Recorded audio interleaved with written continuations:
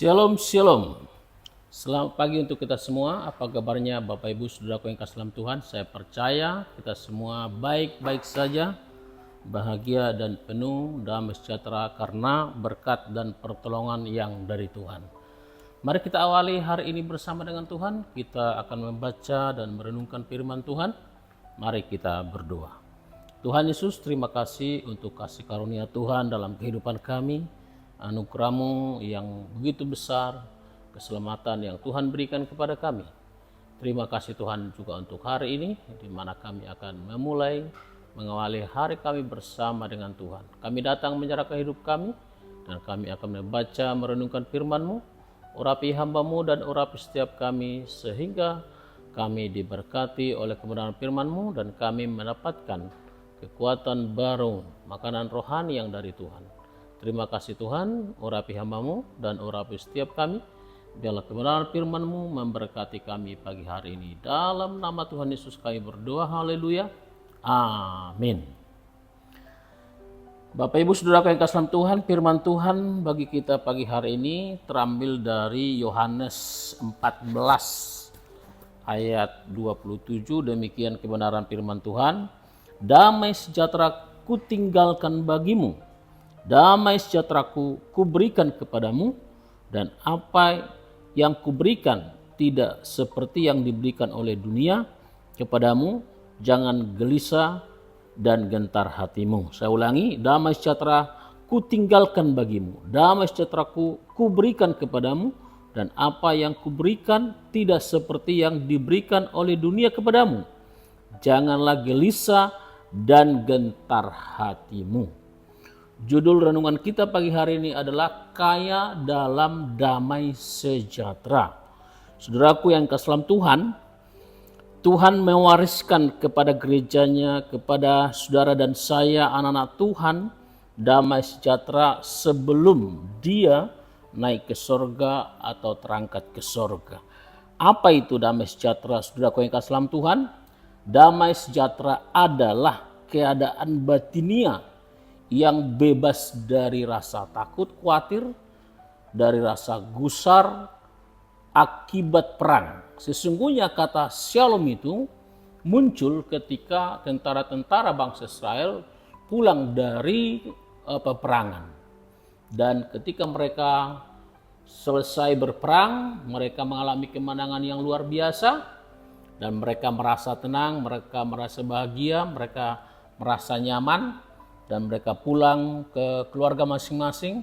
Ketika mereka pulang dan sampai ke rumah masing-masing, kata yang pertama yang mereka sampaikan adalah shalom. Nah, saudaraku yang kasih dalam Tuhan, jadi shalom adalah keadaan batinia yang bebas dari rasa takut, rasa khawatir, rasa gusar akibat perang.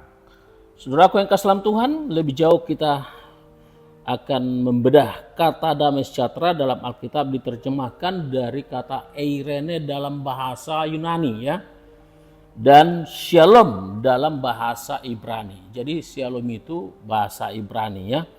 Nah, saudaraku yang kasih dalam Tuhan, kata shalom tidak hanya menunjuk pada ketiadaan perang dan pertentangan, tetapi juga keserasian, keutuhan, kebaikan, kesejahteraan, dan keberhasilan di segala bidang kehidupan.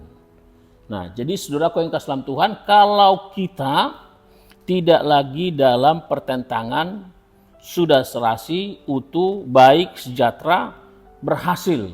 Nah, dikatakan berhasil dalam segala bidang, berarti kita sudah memiliki apa yang disebut dengan damai sejahtera, saudaraku yang kekasih dalam Tuhan. Saudaraku, ketika firman Tuhan berkata, damai sejahteraku kuberikan kepadamu. Saudaraku yang kasih dalam Tuhan, ini adalah kata-kata Tuhan Yesus seperti yang saya katakan tadi. Damai sejahteraku kutinggalkan bagimu. Nah, ini adalah wasiat yang diberikan oleh Yesus sebelum Dia naik ke surga.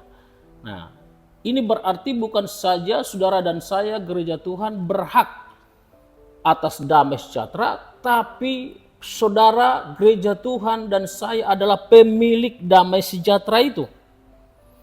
Saudaraku yang kasih dalam Tuhan, Dikatakan, aku bukan saja memberi hak atasnya tetapi menjadi milikmu, ya, menjadi pemilik dari damai sejahtera itu. Damai sejahteraku kuberikan bagimu. Ini bagaikan seorang bapa yang menjelang ajalnya menyampaikan wasiat. Saudaraku yang kasih dalam Tuhan, berarti ini adalah hal yang penting. Saudaraku yang kasih dalam Tuhan, damai sejahtera yang diberikan oleh Tuhan kepada kita adalah suatu keadaan yang baik, ya. Tidak meninggalkan beban, masalah, tetapi adalah hal yang sungguh luar biasa, yaitu keadaan batinia atau damai sejahtera secara khusus, keadaan batinia yang muncul dari rasa yang dibenarkan di hadapan Allah. Batinnya kita merasa tenang, merasa damai karena kita dibenarkan oleh Allah, seperti dikatakan dalam Efesus pasal 2 ayat 14, karena dialah damai sejahtera kita yang telah mempersatukan kedua pihak dan yang telah merubuhkan tembok pemisah, yaitu perseteruan. Jadi tidak ada perseteruan, tapi damai sejahtera diberikan kepada saudara dan saya. Saudaraku yang kasih dalam Tuhan, apa yang kuberikan tidak seperti yang diberikan oleh dunia, kata firman Tuhan. Jadi memang damai sejahtera yang diberikan oleh dunia tidak sama. Mungkin damai sejahtera yang diberikan dunia ini tergantung kepada apa yang dimilikinya, hartanya, apa yang dimilikinya. Tetapi sesungguhnya damai sejahtera yang diberikan Tuhan itu dikaruniakan kepada saudara dan saya tidak sama seperti yang diberikan oleh dunia ini. Pemberian Kristus memperkaya jiwa untuk kekekalan. Dunia memberikan kesia-siaan yang mengecoh dan menipu kita. Tetapi Kristus memberikan berkat-berkat yang sesungguhnya yang tidak akan pernah mengecewakan kita. Dunia memberi lalu mengambilnya kembali. Kristus memberikan bagian terbaik yang tidak akan diambil daripada kita. Luar biasa, ya. Nah, jadi Kristus sekali lagi mengatakan damai sejahtera yang diberikan kepada kita tidak terhingga. Jauh lebih berharga daripada yang diberikan oleh dunia ini, dari harta benda yang kita miliki, dan juga tidak akan beriringan dengan dosa, tetapi dia selalu ada dalam damai sejahtera yang abadi. Selanjutnya di kalimat terakhir mengatakan, jangan gelisah dan gentar hatimu. Nah, jangan gelisah dan gentar hatimu atas semua kejahatan di masa lampau ataupun di masa sekarang ini. Janganlah gentar akan kejahatan apapun yang akan datang. Perhatikan orang-orang yang tertarik pada kepenan anugerah dan berhak menerima damai sejahtera diberikan Kristus tidak boleh menyerahkan kepada duka cita dan ketakutan yang melandanya. Inilah yang menjadi inti dari seluruh permasalahan ini.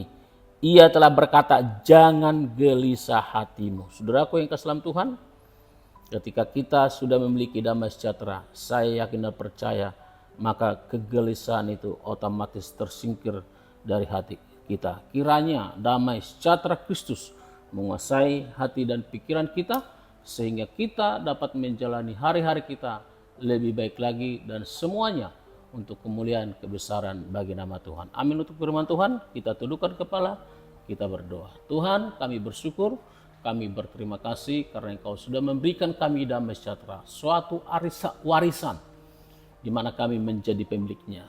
Tidak sama seperti apa yang diberikan oleh dunia ini, dan pemberian-Mu Tuhan tidak bisa dibandingkan dengan apa yang kami miliki.